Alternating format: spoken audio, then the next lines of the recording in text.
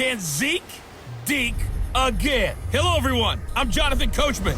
This is Madden NFL football on EA Sports. Coming up, Ezekiel Elliott, fresh off 100 yards a week ago.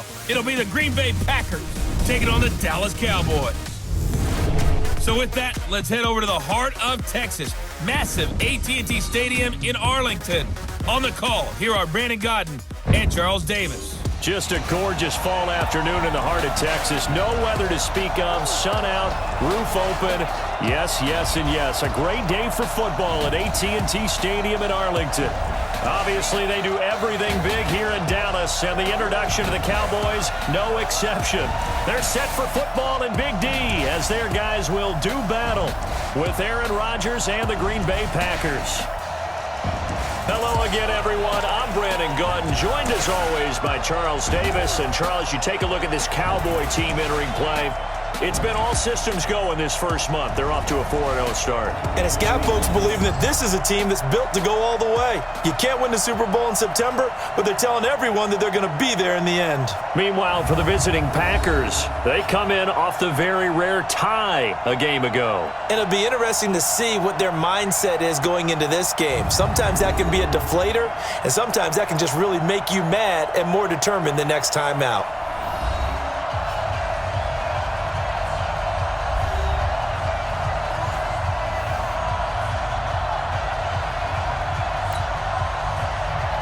Seems like we were just starting training camp, but here we are in October, and off we go on EA Sports. That's fielded in the end zone. And he's able to get it across the 20, but not by much, as he's marked down at the 21-yard line. The Cowboys take over with their fourth-year quarterback, Dak Prescott, at the helm.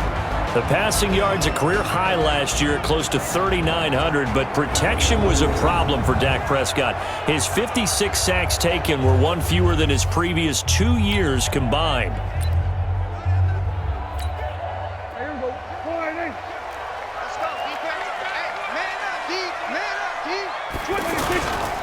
Here's the man who's led the league in rushing twice in 3 seasons, Ezekiel Elliott. And he takes us up to the 40-yard line before being corralled.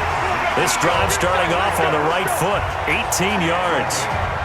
And there we see an early burst that makes him one of the leading rushers in the league. Well, I want you to know, I listened to you yesterday when we were watching film. You said write down the word vision for him. It was on display there, wasn't it? It certainly was, because he allows the blocks to set up in front of him.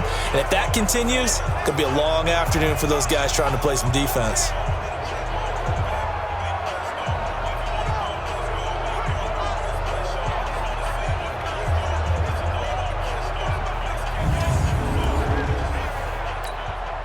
So quickly all the way up at the 40-yard line. He's coming. They keep on the ground with Elliott. And they get to him after a gain of 6 to the 46. The numbers for Zeke from last week. There isn't a coach alive who wouldn't like those numbers. Well over 100 yards and a touchdown, too. Partner, I think all the coaches who are in that great coaching box in the sky would take those numbers. So dead or alive? Either way, they would take that kind of production. On second down and 4, Prescott. And this one hauled in by Tavon Austin. And he'll get it down to the 47 here. That one a first down pickup of 8. On first and 10, Prescott. That's into the hands of Gallup over the middle. And he's going to get this down near the 30-yard line. It's a gain of 16 and a Dallas first down. With Cole Beasley now in Buffalo, you think that might open up some more targets for Michael Gallup. Last year as a rookie, 33 catches for the Dallas Cowboys.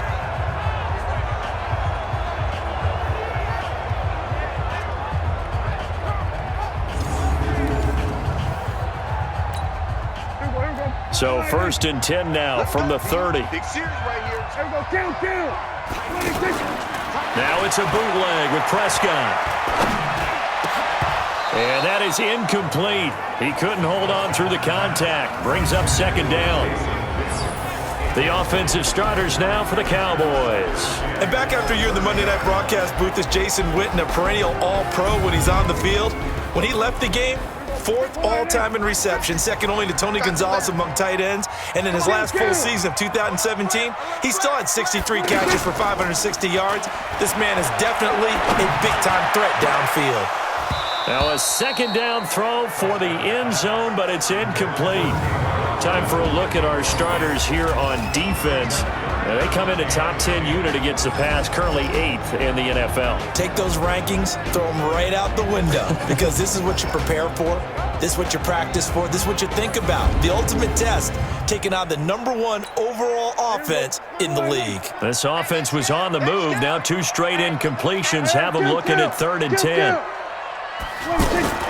They'll throw again. Prescott. They're able to locate Wilson.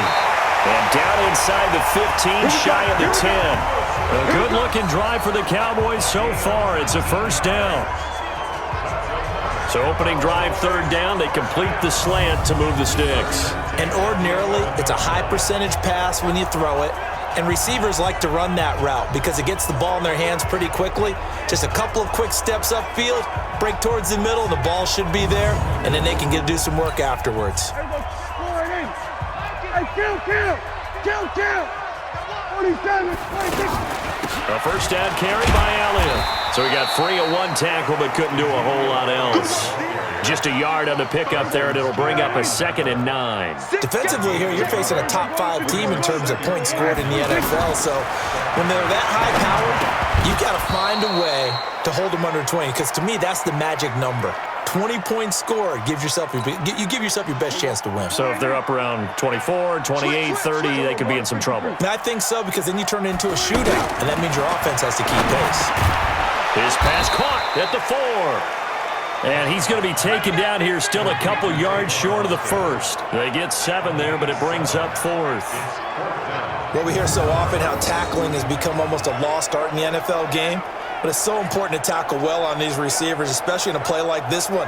3rd down, they gave him the underneath stuff. You got to go up and make the tackle right away. So on 4th down, on comes the Dallas kicker, Brett Maher.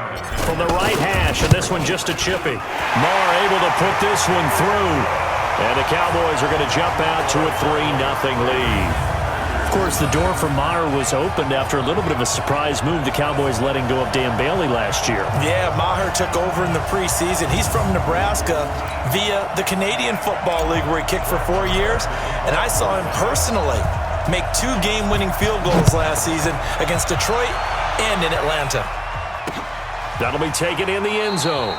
And he'll elect not to return this one, so they'll bring it out to the 25 on the touchback. The Packer offense led by number 12, Aaron Rodgers. And the Pack in an unfamiliar position this year. They have not made the playoffs for 2 years running.